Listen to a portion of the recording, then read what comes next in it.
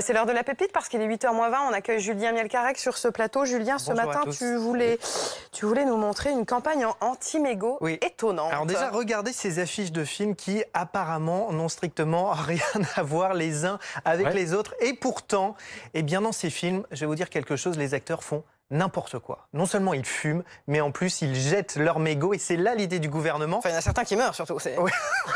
Alors ça, ce sera le thème d'une autre chronique.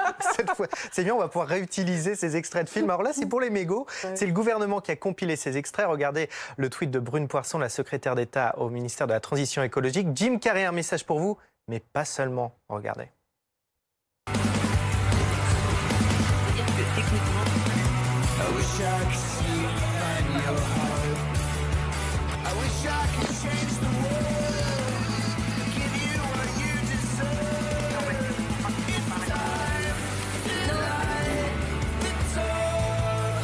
Tu vas me ramasser ce mégot, ou je vais être obligé de le coller au bout de ma chaussure et de le planter dans ton gros.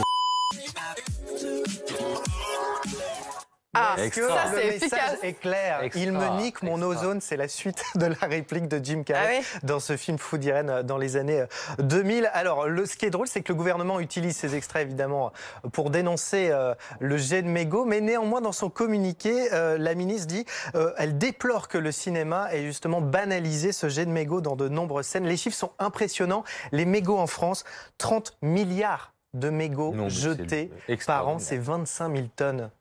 Je crois que maintenant, c'est 60 € d'amende minimum. À Paris, c'est 68 euros. Vous avez déjà vu quelqu'un être verbalisé? C'est comme les déjections canines. J'ai jamais vu personne être verbalisé. En voiture, est-ce qu'il y en a qui en jettent en voiture? C'est surtout ça, ils veulent pas garder l'odeur chez eux. Enfin bref. Bon, merci. Et à lundi pour la prochaine pépite, Julien.